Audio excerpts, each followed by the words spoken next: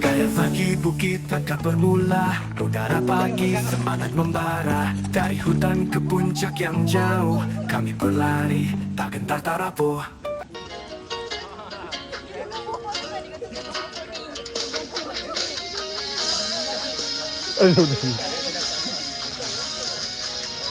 Langkah bermula di sports arena, mentari pagi menyapa jiwa, tapak semangat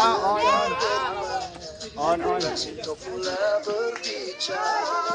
Napas pertama, rentak bersama, genai berliku, kami menaklukkan. Wakil kembara, sini. Sinto trail 10 kilometer cerita, setiap perlu bawa makna.